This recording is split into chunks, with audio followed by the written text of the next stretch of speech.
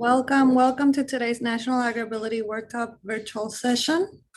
Thank you for joining us today for this session on community of support for return to work life. My name is Esmeralda Mandujano, and I will be moderating today's session. Please mute your microphone and rename your screen with your first and last name if you have not already done so. If you need to close captioning, you can click on the closed caption button at the bottom of the Zoom screen. If you have questions, please type them into the chat box and we will answer them as time allows. We will be recording the session. It will be available at the National AgrAbility website at a later date. And at the end of the session, please click on the link in the chat box to complete an evaluation of this session. Again, welcome to today's session on community of support for return to work. Our presenters today are Ketra Crossan and Wanda Karen. Ketra is a graduate of the University of New Hampshire, and she is a licensed occupational therapist with over 30 years of experience in developing and providing independent living options for people with disabilities. She works for Alpha One Main Center for Independent Living, and as an independent living specialist, she provides such services as access design consultation, independent living skills assessment and training, information and referral, peer support, assistive technology consultation, job accommodation assessments, advocacy, on-farm assessments with farmers with disabilities, consumer-directed personal assistance services, and adapted driving assessment. Wanda Karen is Coda L is an independent living specialist, also at Alpha One, where she has worked for 25 years. She has 2 daughters living at home. Her older daughter, Catherine, has spina bifida and uses a manual wheelchair for mobility. Wanda has been the point person for many programs, helping to train staff and manage different services. She is the point person for T7B in the Bangor area in the state of Maine. She's also the leader for the New England ADA Grant Center, and she developed 3 new peer groups. These included Access Education, Adaptive Fare, and ALS support. Wanda also assists with 2 other peer support groups, a homeward bound group, AgrAbility, and supervises and manages student field work. Wanda's father and grandfather were both farmers. Just as Karen, her grandfather grew potatoes using horses for labor, and only later in life did he have a tractor. He handed the farm down to his second oldest son. Her father, Valier Karen, grew several acre farm garden each year, and he also had 60 head of cattle and raised for beef to support the family. The family baled their own hay and worked the farm together. They always had a working dog to assist with the animals. Valier also raised 100 chickens, 3 pigs, and turkeys each summer. The Karen family took advantage of nature's garden by picking fiddleheads, apples, wild strawberries, and hazelnuts when these were in season, and stored them for the winter. Wanda's other grandfather worked in the woods logging until he retired. He worked to take his family into the woods. He would take his family into the woods during the winter season to live where he worked. Wanda's roots are in farming and run deep, and she is grateful to step back in this field as an independent living specialist. As a farmer's granddaughter, she understands that when a job needs to be done, it gets done. Welcome, Ketra. Welcome, Wanda. We're looking forward to your presentation. Thank you.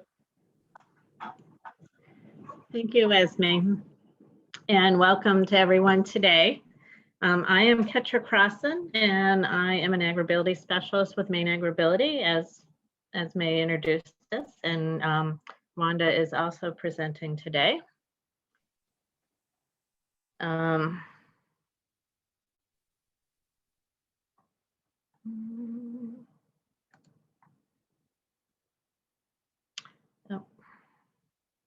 Our AgrAbility project brings together Maine Cooperative Extension and Alpha One as the nonprofit partner. Wanda and I both work for the nonprofit.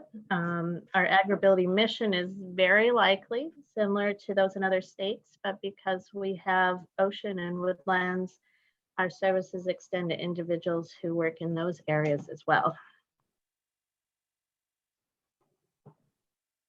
Alpha One is an independent living center directed by and for people with disabilities.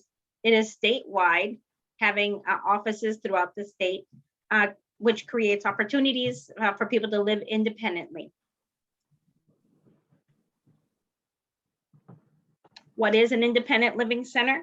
It is nonprofit, it is consumer directed, it is based in the community, and it crosses all disabilities with services to improve independence.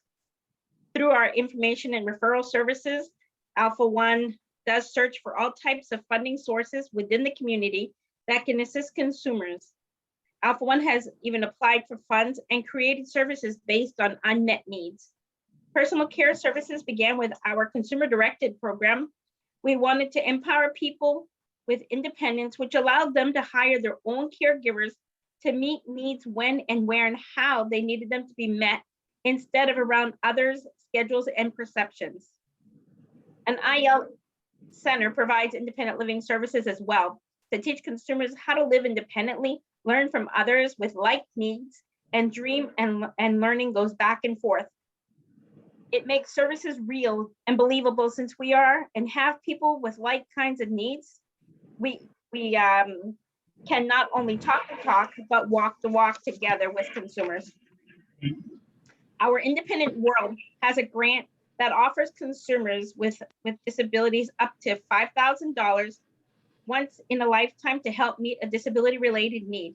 This need can be things that can just increase their independence in any way, as long as we can connect the need to their disability.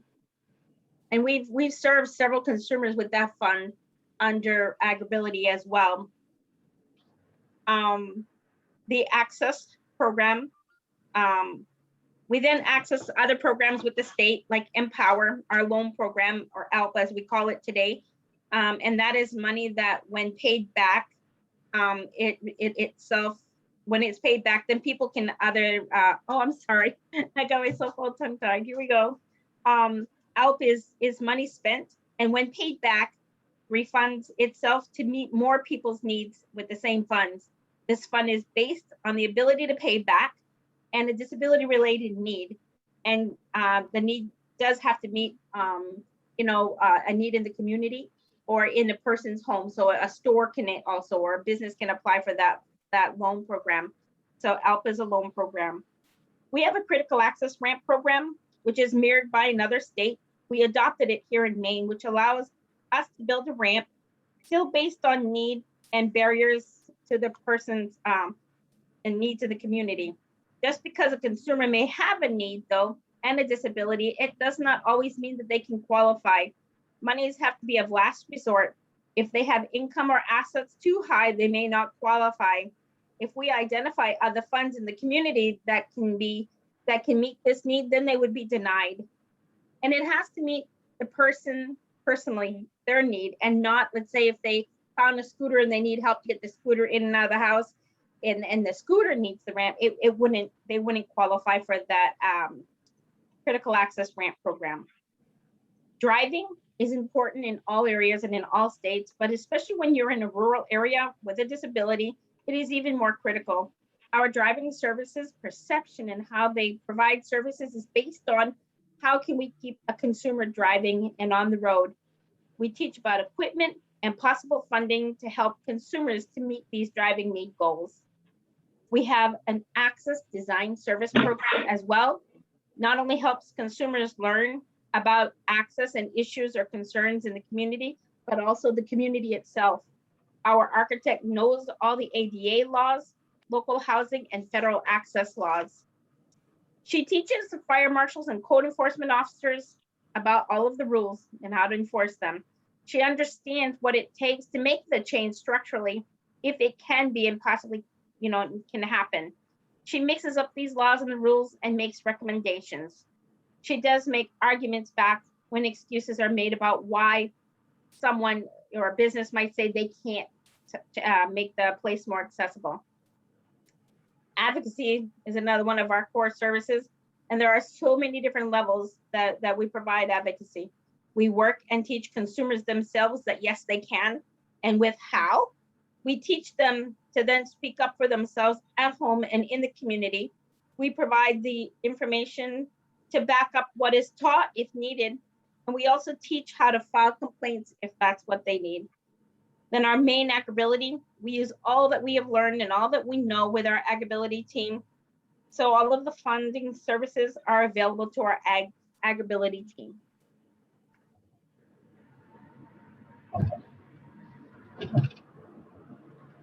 So we have some learning objectives today. And this is thinking about our role as AgrAbility specialists working with the folks that we see. So part of our role is to plant those seeds for a return to work role. We're also going to talk about how to teach the consumer to find their voice and developing new skills so that they can interact with their family and friends and community. Helping that person to develop that community of support that they need to return to that work role, and assisting that person once they're in that role, how to balance their work role.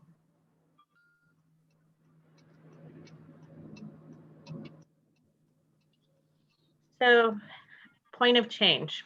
This is where we enter the picture, so to speak, with many of the folks that we work with as AgrAbility specialists. So what is the change? It could be any event that causes a person to re-identify themselves, perhaps from an injury, an illness, or a medical event.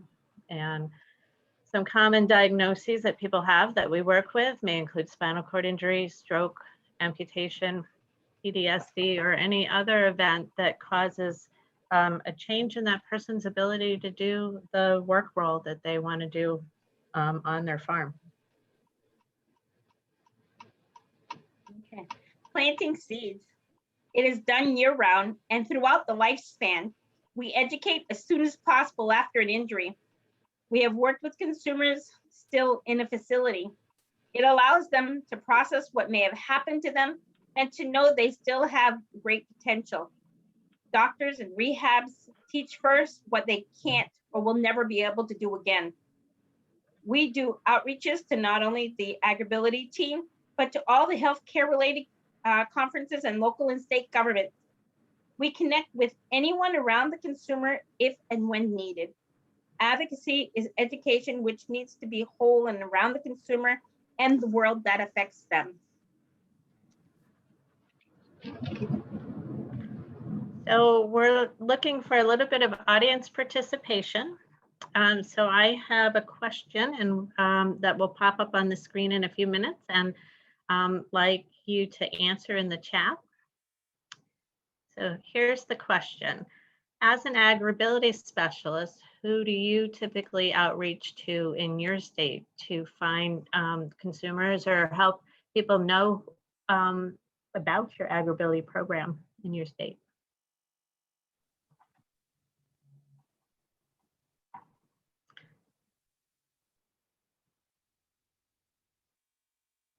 So as I said, you can answer in the chat.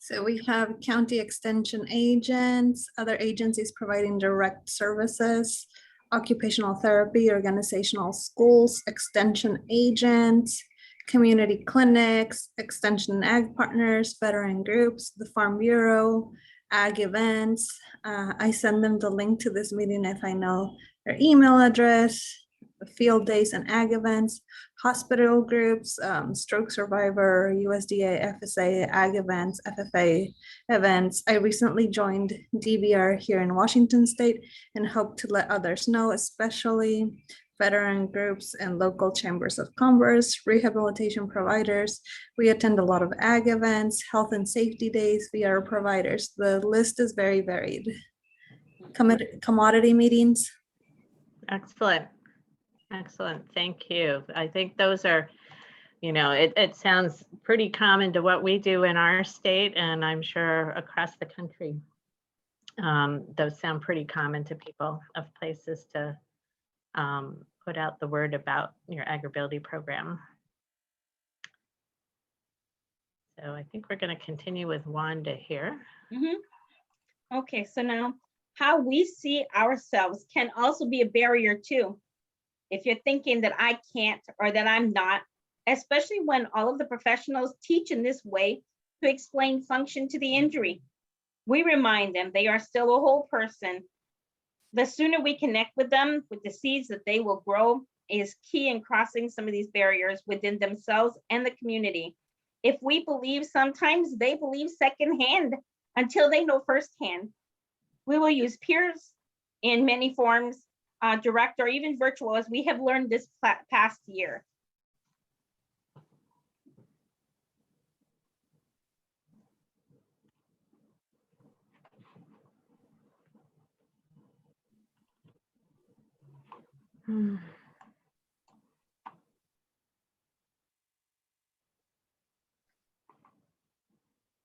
Sorry, my slide is not advancing.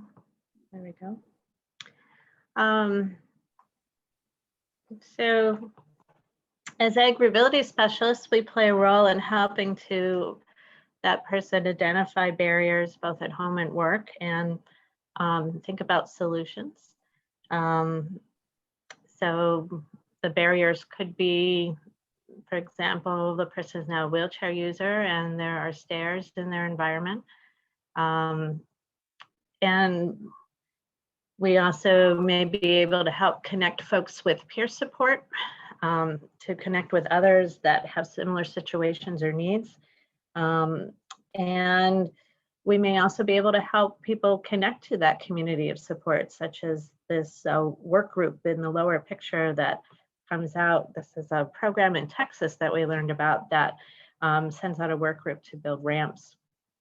And I think states have a variety of programs similar to this. So part of our role is to help set the stage for helping that individual believe that there are opportunities for them from day one to get back to their role as a farmer and other roles that they may have.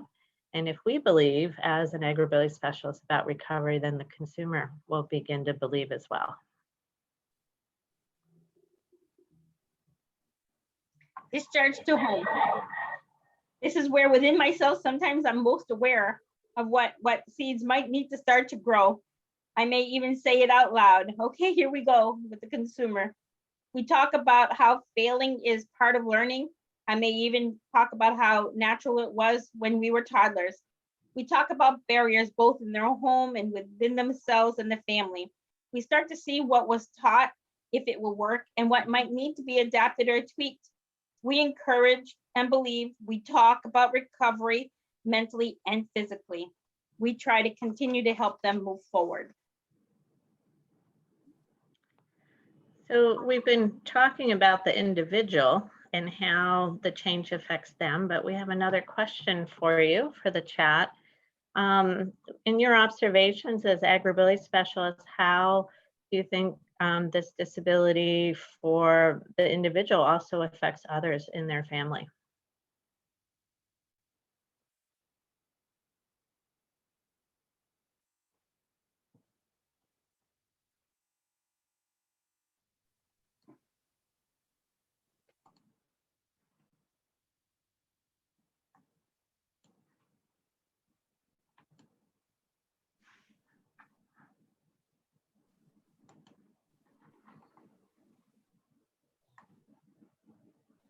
Do we have some answers coming in the chat, Esme? Not yet. I think people may be still typing. Okay.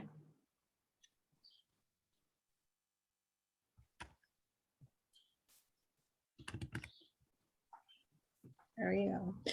At first, more dependent on family until adjust to new disability, caregiver burden, family members can be frustrated, angry, trying to cope. Many times when a disability is acquired in farmers and ranchers, some or all of the family responsibilities fall on the other family members.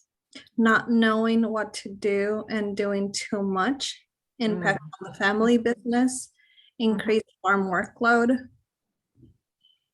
Mhm. Yes. So the accident and the experience that happened to one person in the family really does happen to the whole family, not just one member. Yeah, we have more feedback coming in. Caregivers may experience emotional distress, financial burden, uncertainty among the family. Their blame may occur, not knowing how to go about with the day duties on the farm, not understanding the financials. Sometimes you see parents want to help but don't know how to help. They are scared about the outcomes. Hmm. Yes.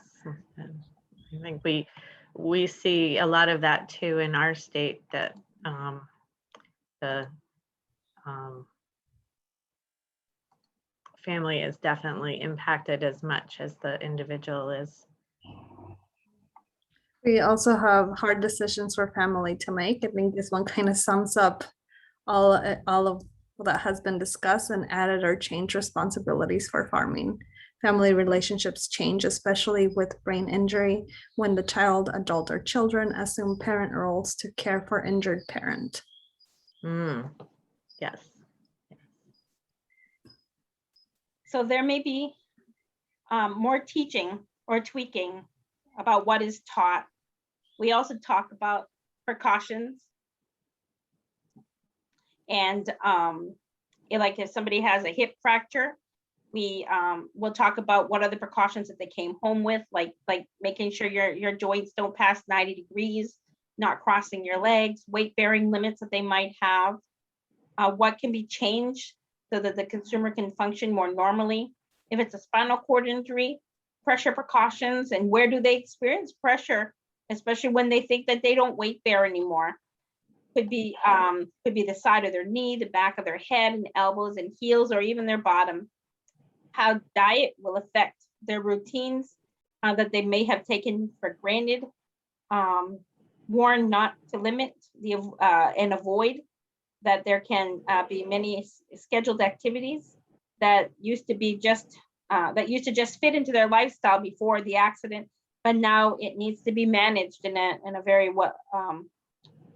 scheduled way, like their bladder and the bowels and their bathing needs.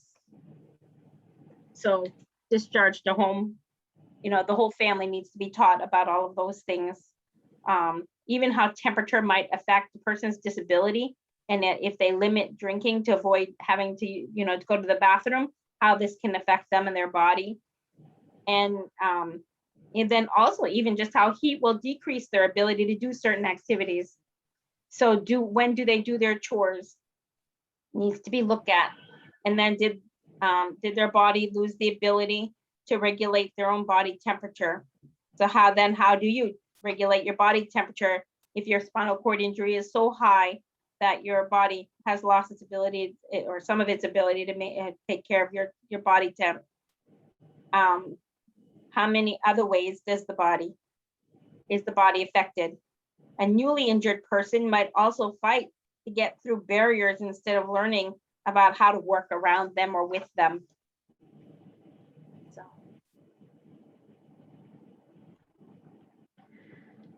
So as the person is learning about themselves, part of what they need to be doing also is reaching out to the community for support. But this can be a very, very difficult task in reaching out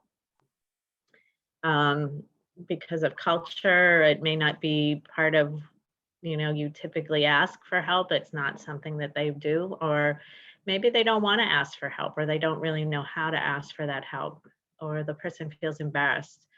Also, the community may also just not know what to do either in terms of how to help. But in our work at our Center for Independent Living, we find that by not reaching out, this can certainly increase isolation for that person and become a barrier in itself.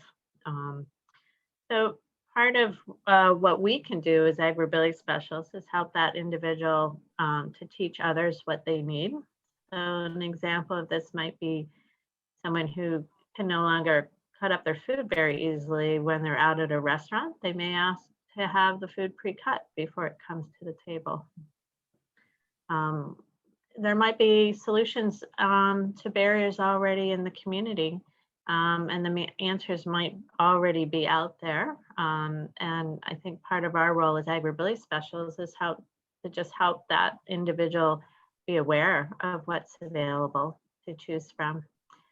And another part of reaching out is to be willing to be open to solutions that people offer. This could be informal resources, do it yourself. There's a lot of off-the-shelf products available in agriculture that the person may not have decided to use prior to injury, or the cost was didn't seem affordable and they could do it physically. So now it might be thinking about some of those off-the-shelf products to get back to doing that task. Or we may know of specific assistive technology products that might help that person get back to what they're doing.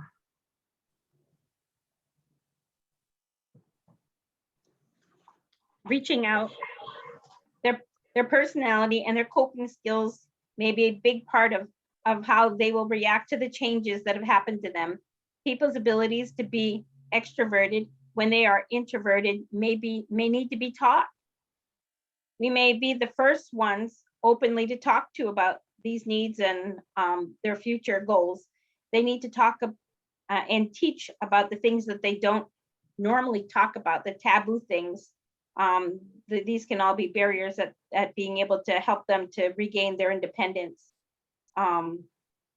Things that were private may never be again. Advocacy, teaching how to talk about needs, can be embarrassing. Knowing the injury did not just happen to them, the consumer, is also very important. The family also has to adjust and be respected in that change process. Understanding emotions and who is responsible for each of those emotions is also very important. The more severe the injury, the more intense trying to reach out may be. We talk about them and problem solve solutions. They may describe these barriers sometimes even as pride or embarrassing. So it's a tough job reaching out. We have another question for you to answer in the chat box. As AgrAbility specialists, what type of resources do you typically offer to the individuals that you work with?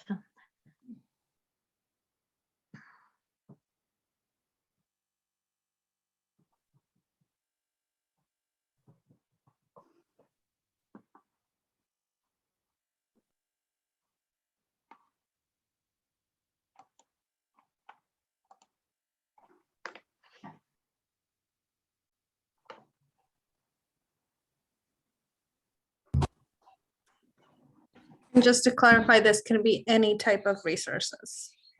Yes, that'd be any type. We have referral sources and AT solutions, referral to VR for services, connections to their local USDA and extension services, and make connections to agencies or organizations by serving as a liaison, providing educational materials, support, guidance, and simply listening to the client. Excellent.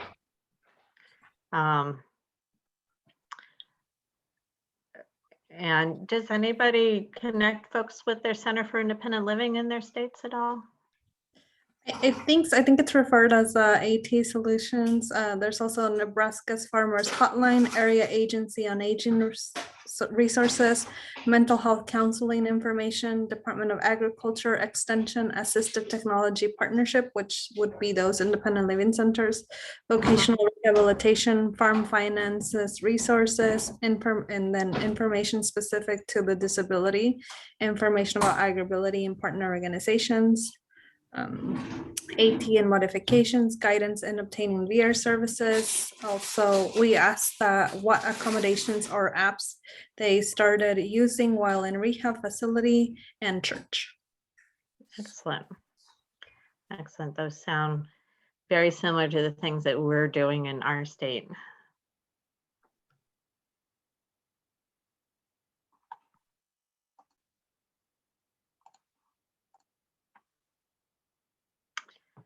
So part of the process involved in getting back to the work role is re-identifying and processing limitations. And we hope that, you know, all of us do this, but we also find in our work at Centers for Independent Living that this is where people sometimes get stuck, and we want to be available to help them to not get stuck at this point. And limitations can be used as excuses or making self-barriers. We also find if the limitations aren't processed, the person feels that the disability defines who they are versus their other skills and talents, and can lead to learned dependency. Limitations can also be imposed by others. We think the medical model sometimes has a lack of knowledge about what are the independent options out there for people. That all this awesome assistive technology exists for people to help them get back to what they've been doing, and even awareness that there are folks out there that are doing it, that have gotten back to their love and working on the farm. And this is really where, again, as AgrAbility specialists, we can really have a role in helping that person with this stage and helping with the adaptations and resources and ideas. But we want to avoid statements like, I'm disabled, so I can't, and fill in the blank. And the disability is only an aspect of who they are.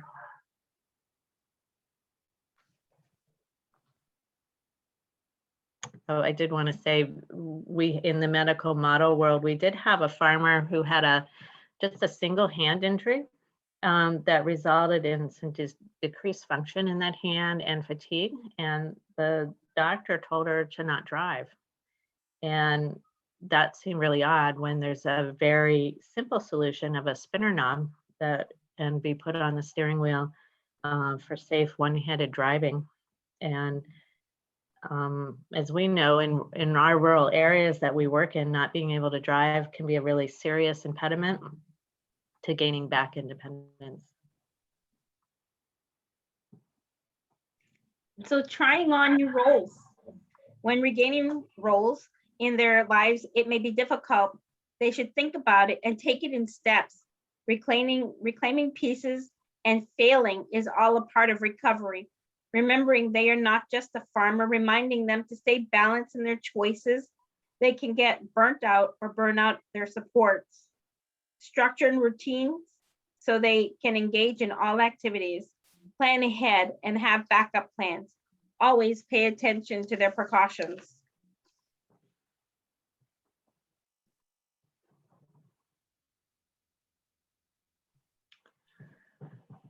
So trying on new roles is definitely a learning process about yourself and your body. And I often think of the statement, one size does not fit all. And again, here is a big role for us as AgrAbility specialists to help at this stage of trying on new roles. The individual's learning about their body's tolerance and needs for activities. Perhaps they're looking at what is their sitting or standing tolerance and how functional are they in each position.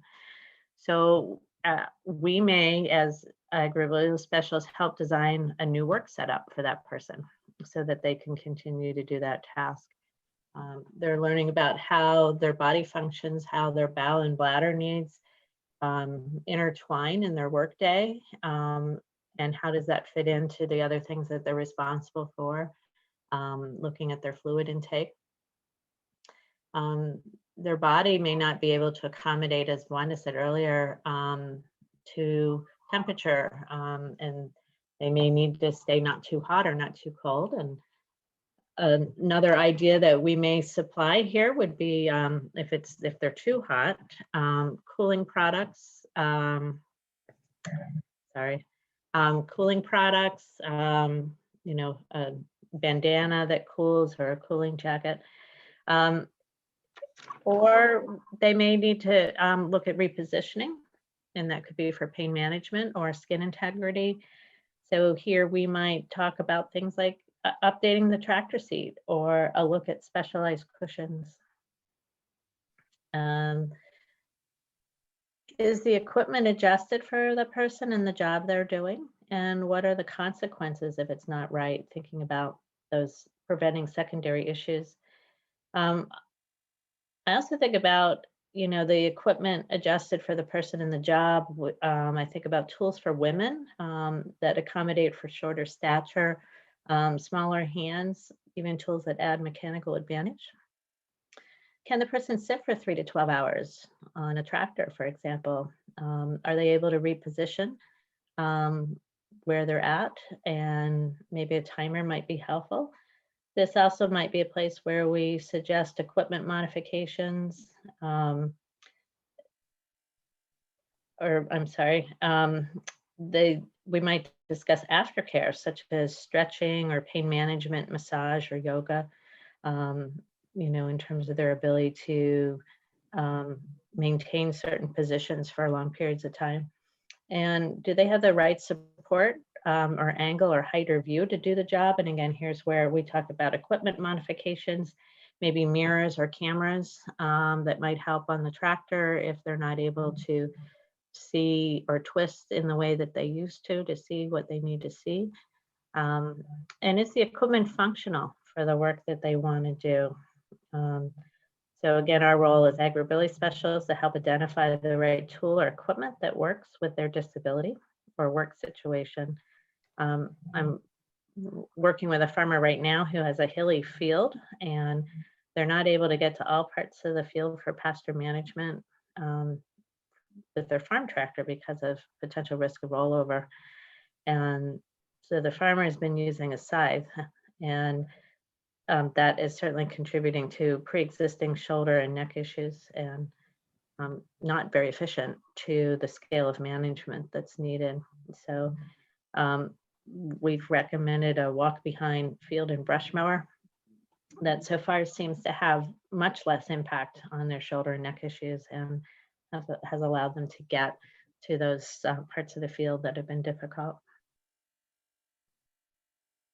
It's an ongoing process, getting back to work and to keeping and staying balanced. New medical concerns are also steps that they're going to have to face, and we all do. It's normal to all of us. Knowing grieving is a process.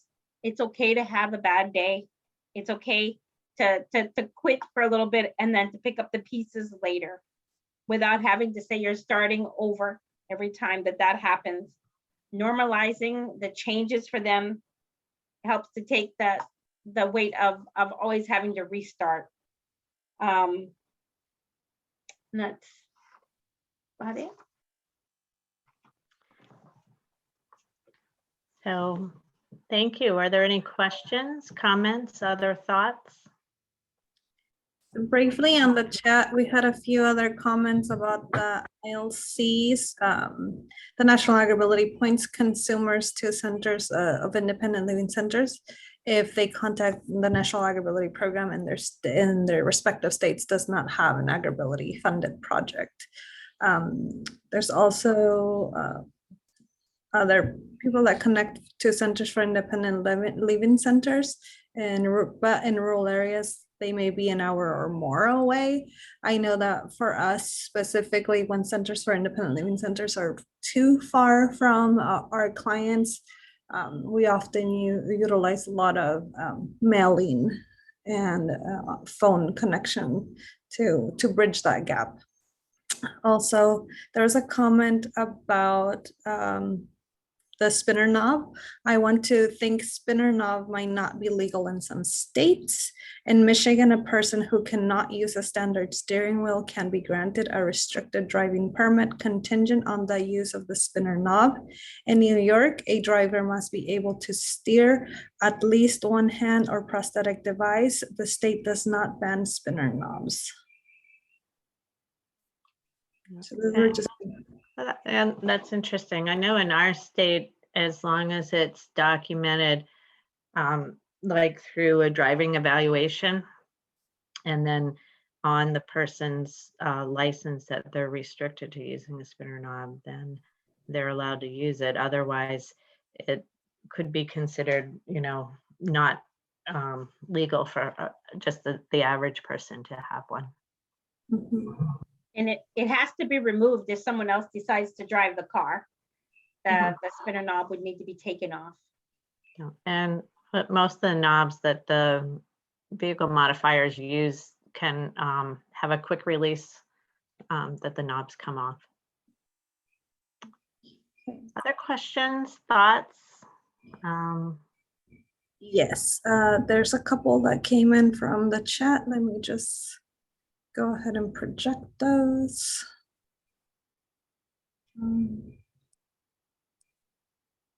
Here we are. Do clients have to come to the Center for Independent Living Center in person to receive services, or are there services offered virtually? We will meet with people wherever they're at, just like our AgrAbility services do. We'll meet them where their barriers are and then help them problem solve that situation there, and then what else is out there in the community that can help them to try to overcome whatever that barrier might be for them. Could be their place of work that might be on the farm or logging, or it could be in an office. It could be even, I mean, we could serve young students in school as well if they were having barriers and having a hard time to overcome them. So independent living centers work in all areas of the state. Yeah, and I think while we are still in COVID times, I think it's certainly a good question to ask the CILs in your state. I know we are very limited right now to seeing people in person, but we hardly skipped a beat in terms of continuing to provide services virtually to folks. It is not the same as in person, but we try to do the best that we can in terms of helping people meet their needs and provide resources. And the plan is to get back out there. Can you speak more about the Independent Living Services Grant Program? How is this program funded? So Centers for Independent Living are funded by what's called Title VII Part C of the Rehabilitation Act of 1973. So that is initial funding for centers to just exist as centers, and then many centers seek out other funding to support the center so that they can provide a variety of services. The Independent Living Services Grant is also part of that same Rehab Act. It's called Title VII Part B of the Rehabilitation Act. And in our state, we chose to provide it in $5,000 grant options for people. We have a huge need in our little state, and so we have about a 4-year wait list, which is not fun, but I still feel that it's really neat that we do have this kind of option for people. I think it's a state by state question to Centers for Independent Living as to how they are using their Title VII Part B, B as in boy, funding. And the wait list sounds like a barrier, but sometimes we find other funding sources in the meantime, and then our consumer can still wait on the wait list and meet a future goal as their needs keep changing as goals are being met. So we consider our independent living world as alive and changing as the consumer is changing. So we provide services for their lifetime.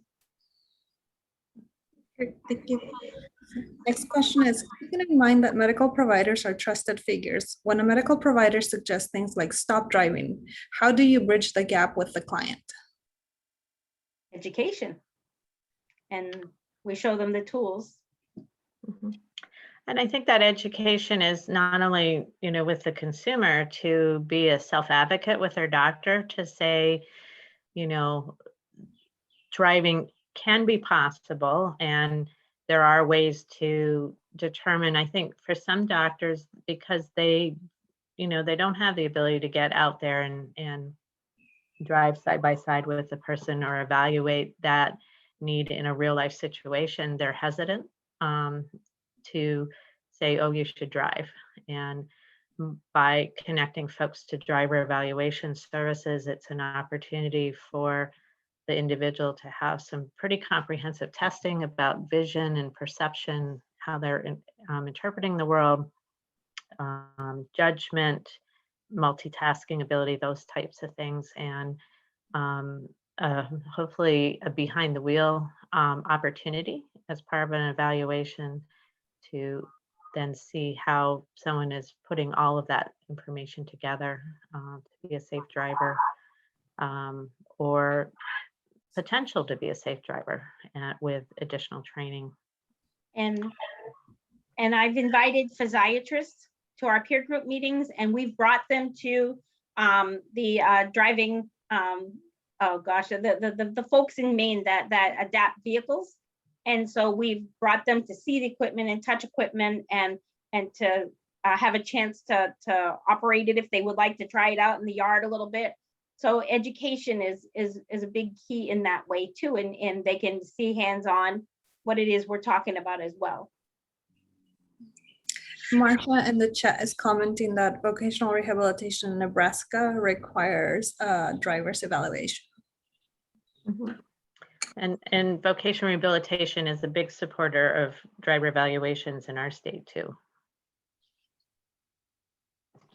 So at this point, I don't see any more questions in the chat. If anybody would like to voice a question, please go ahead and unmute. And in the meantime, we also have Tess reminding us that before we leave, please fill out the evaluation of the session at the link that has been dropped in the chat. Thank you, everyone, for attending and your great questions. Yeah, so thank you everybody that attended and for your participation. It's really great to have the sessions where we all get to participate. So again, please follow the link in the chat box to answer the evaluation questions about today's session. A recording of this session along with the slides will be archived on the National AgrAbility website, and you can use the Zoom link that you used today for all the upcoming Tuesday sessions. The next session will be on how do you know what you don't know. It will be at 1 p.m. Eastern, 10 a.m. Pacific time. If you have any questions, you can contact Tess at the email provided on the slides. Again, thank you very much for joining us today and for your participation. And thank you, Ketra and Wanda, for this wonderful presentation. We will see you next week. Thank you. Thanks.